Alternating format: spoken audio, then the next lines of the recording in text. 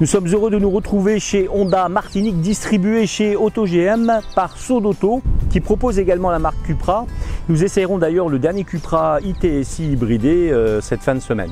Mais revenons à notre essai de ce matin avec ce tout nouveau Honda CR-V Advance de 2 litres et 179 chevaux dans sa version FEV et sa boîte de vitesse ECVT. Nous faisons face à un grand SUV familial. Sachez que le Honda CR-V est un SUV fabriqué par le constructeur automobile japonais Honda depuis 1996. Il existe en 2 et 4 roues motrices. Nous sommes sur le 2 roues motrices ce matin en Martinique. Sachez aussi que le sigle CR-V peut prendre des significations différentes selon le marché sur lequel le véhicule est vendu.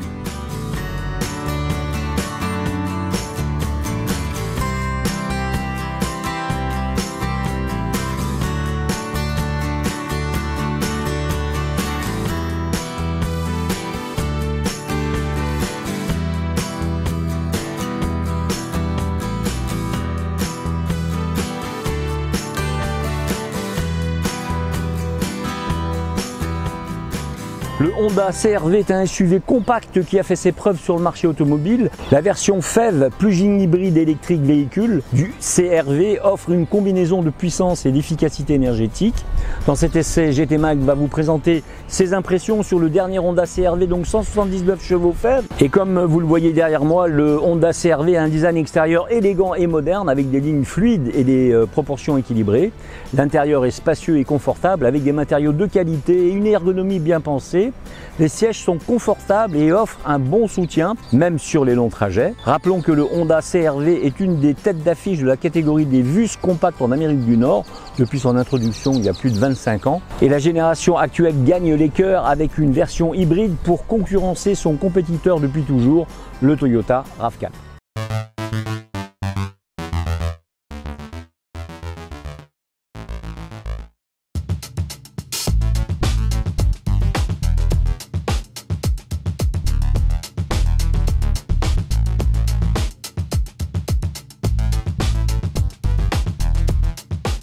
Avec une augmentation considérable des dimensions pour aller jusqu'à 4,70 m de long et 1,86 m de large pour 1,66 m de haut. Le nouveau CR-V gagne considérablement en présence, offrant un look avec une image beaucoup plus robuste. Mais le plus intéressant, c'est l'empattement augmenté, pas moins de 4 cm, ce qui valorise encore une des vertus traditionnelles du CR-V, ses qualités de voiture familiale. En améliorant l'espace intérieur, Honda annonce une légère amélioration donc de cet espace pour les jambes sur le siège arrière et jusqu'à 10 degrés d'inclinaison supplémentaire pour le dossier de la banquette arrière et près de 20% de capacité de coffre en plus. Il dispose d'un toit ouvrant selon les options.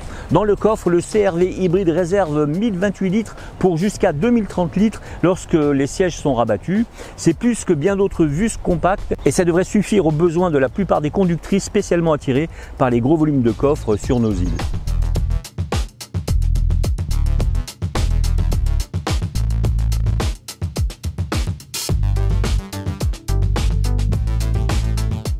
Avant d'aller plus en détail sur notre CR-V, attardons-nous sur le style de ce nouveau SUV qui s'avère particulièrement bien né et avec une reconnaissance faciale très repérable dans votre rétroviseur, vous le verrez à l'occasion.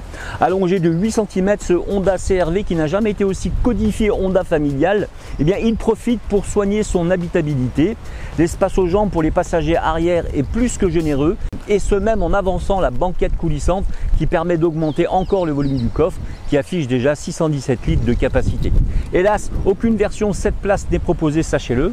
À l'avant, les passagers profitent d'un bel espace et d'une planche de bord d'une très belle finition. Les assemblages sont parfaits et les boutons restent encore heureusement présents pour les commandes principales. S'il n'est pas aussi grand, 9 pouces, et si les menus ne sont pas aussi modernes que la concurrence, l'écran central profite de CarPlay et d'Android Auto sans fil et se voit associé à des compteurs numériques et un affichage tête haute.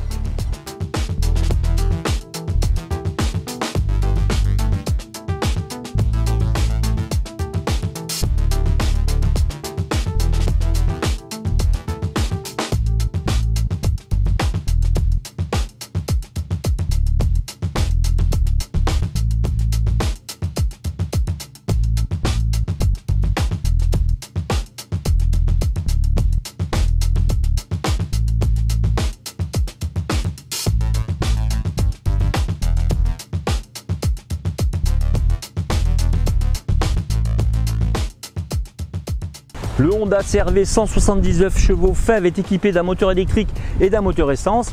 La puissance combinée des deux moteurs est de 179 chevaux, ce qui permet au véhicule de bénéficier d'une excellente accélération et d'une grande souplesse. Si le Honda CR-V reste bien disponible avec une motorisation hybride très efficace, EF donc, eh bien, elle est rechargeable. Il ajoute ainsi une nouvelle corde à son arc avec cette motorisation e-FEV, très proche techniquement de la version hybride simple. Elle marque évidemment la différence avec une batterie d'une capacité de 17,7 kWh, lui permettant de revendiquer une autonomie théorique de 81 km en mode entièrement électrique, ainsi qu'une conso WLTP de 0,8 litres au 100 km et des émissions de 18 grammes au kilomètre. Quant à la recharge, elle s'effectuera à 6,8 kW maximum.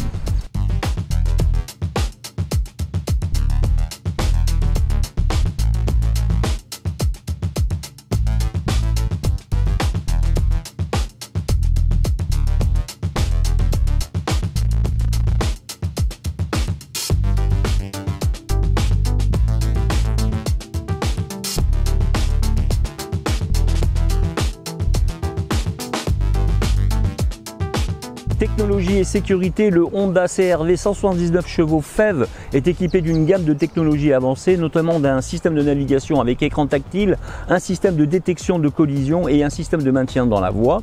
Le véhicule est également équipé de plusieurs airbags et d'un système de freinage d'urgence automatique.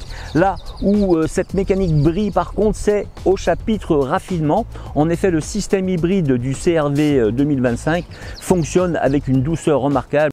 Il est impossible de détecter la transition entre l'électrique et l'essence, à moins de jeter un œil au combiné d'instruments. Seules les fortes accélérations occasionnent un bruit moteur un peu élevé. Il est plutôt facile de demeurer en mode électrique si on pratique particulièrement l'éco-conduite. Un autre point revient aux manettes derrière le volant qui permettent de moduler le freinage régénératif et ainsi récupérer plus d'énergie à la décélération, chose peu commune dans un hybride traditionnel.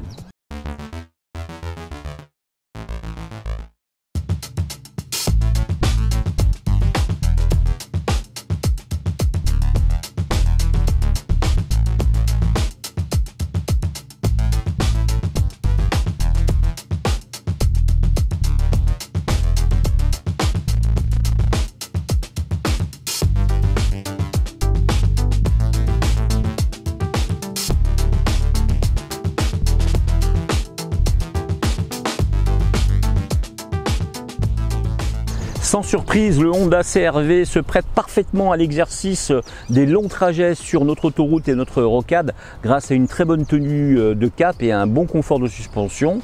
Les reprises sont correctes et le moteur arrive à maintenir ses vocalises à un niveau raisonnable. Les aides à la conduite sont bien évidemment au rendez-vous sur ce CR-V. Le régulateur adaptatif fait le job, même s'il vous gratifie de manière très occasionnelle de réactions un peu brusques lors de certaines accélérations. Mention spéciale par contre à la caméra pour afficher sur l'écran central l'angle mort à droite du véhicule lorsque vous activez le clignotant droit. Pratique par exemple quand on se rabat sur la file de droite après un dépassement.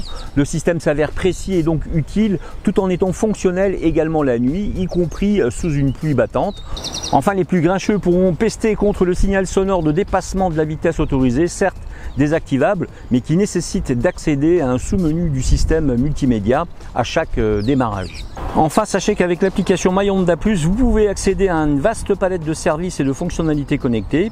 Cela inclut notamment le verrouillage et déverrouillage des portes à distance, un tableau de bord virtuel et le contrôle électronique de l'état du véhicule pour vous tenir informé de tout problème qui nécessiterait votre attention, toujours à distance. Avec la Honda i, donc, vous pouvez même contrôler la climatisation à l'intérieur de l'habitacle et la recharge à distance, mais aussi par exemple permettre à un membre de la famille de pouvoir démarrer la voiture sans en détenir la clé, avec une codification que vous transmettez à distance au véhicule. Pour ma part, donc, je vous donne rendez-vous cette fin de semaine pour un nouvel essai donc chez Cupra, comme je vous l'ai dit, pour essayer le nouveau Fermentor 150 HP.